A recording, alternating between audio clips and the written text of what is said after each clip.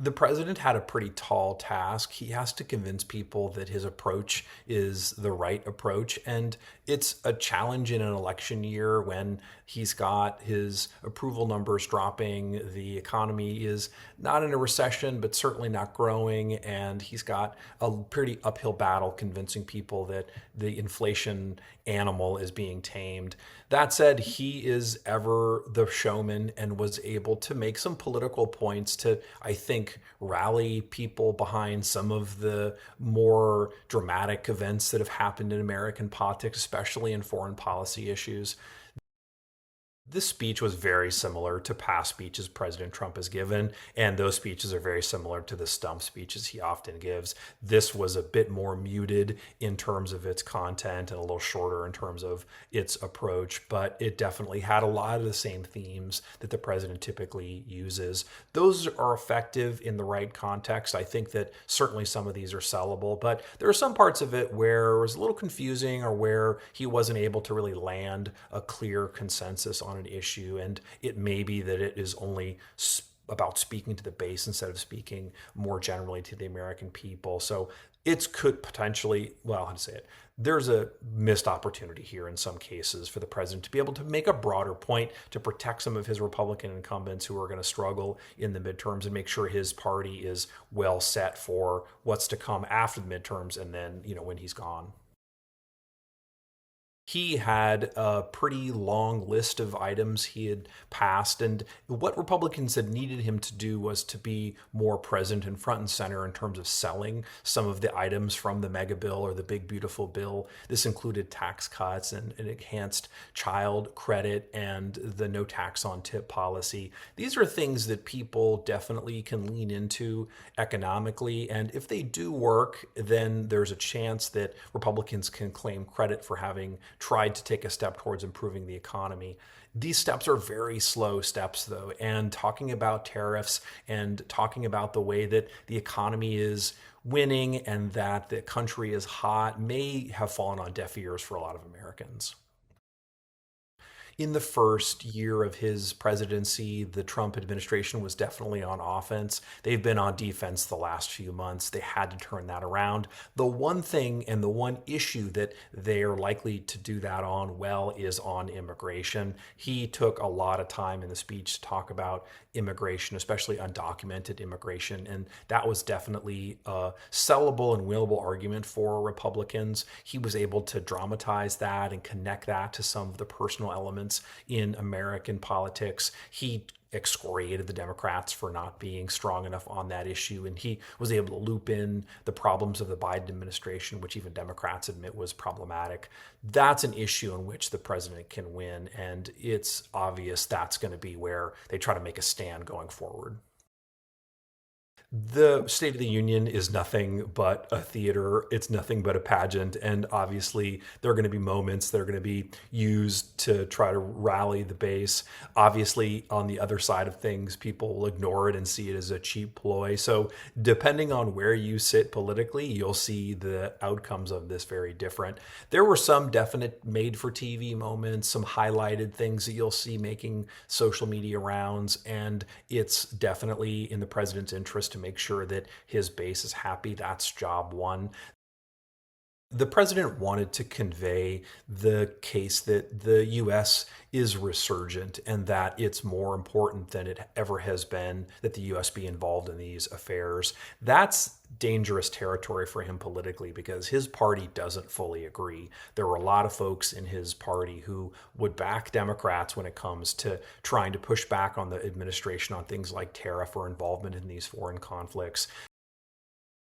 The president was measured when it came to the conflict in Iran. He definitely didn't saber rattle. He didn't make threats. This is a different Donald Trump than we've seen on social media and from the statements from the White House. That probably gave the American people a little bit of a sigh of relief, but it doesn't absolve the fact that this is still a very hot situation. And the president has to convince people that this is in the nation's best interest. The president had a pretty muted reaction to the Supreme Court's ruling. And although we've seen a lot of vitriol online and he made some pretty pointed comments, he didn't go after them on that day from the dais. So he definitely held back a little bit, made it clear that he objected to the ruling, and then pivoted quickly to talking about what they could do instead. The president talked about some issues that people have been very concerned about. Affordable housing was one, prescription drug prices was another. He talked a little bit about the SAVE Act on voting, which has really split his own caucus. And he talked a little bit about the banning of stocks from being traded by members of Congress. That, again, is an issue that has been controversial within his own caucus. So the president wasn't afraid to push the Republicans a little bit on some of these policy issues. He knows he's essentially in charge of the party. He can set the agenda and get Congress to act. He might not win all these fights, but the more times that he pushes things out there, the more chances he has to be able to be victorious. We've seen the last few years a lot of interaction in a State of the Union, people shouting out things, there being, symbolic kind of clothing being worn, or you've got people wearing buttons or holding signs. This has become part of the give and take of the State of the Union that is endemic of the kind of partisanship that we've seen. Hockey. Yeah.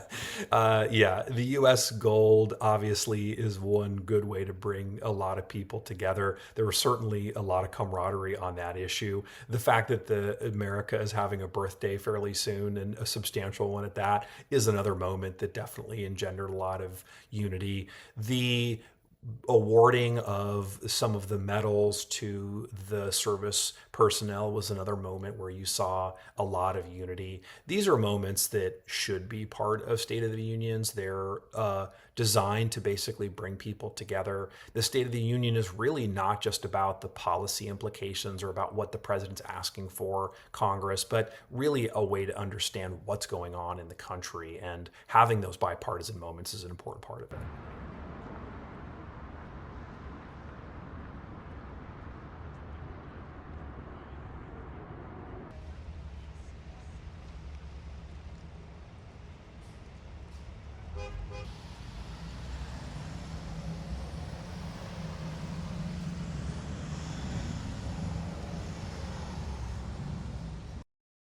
I thought it was a lot of lies. I thought that it made the country even more divided. It was nothing but anger and anger messaging, which is not what we need right now.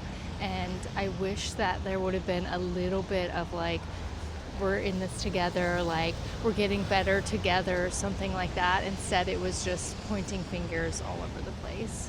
So.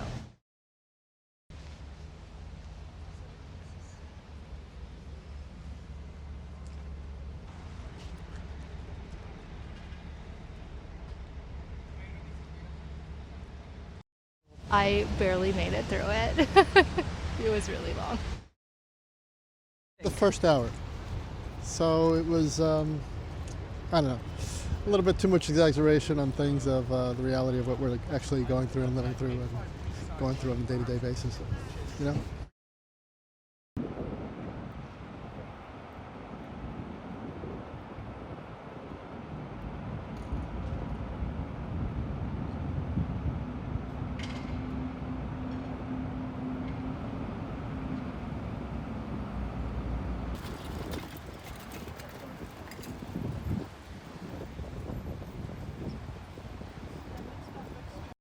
The reality is what we live every single day, going to work, the grocery stores, cost of living. So the reality is might be slightly different from his projected reality that he'd like us to believe. So.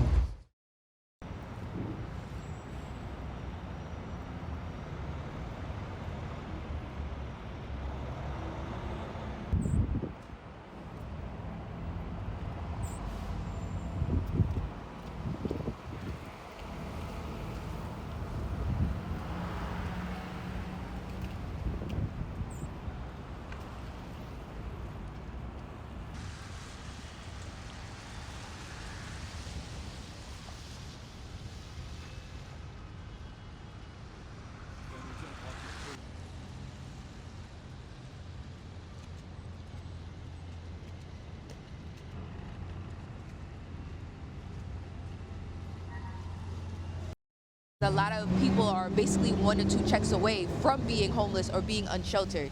So it's like you're fighting and arguing with people when the tariffs were free. Like, I understand where your mentality was in the beginning, but now we're suffering for pride and ego. But I feel like that's a lot in politics. I didn't watch it because I gotta go to work. I can't listen to the longest speech ever in the world of history, right?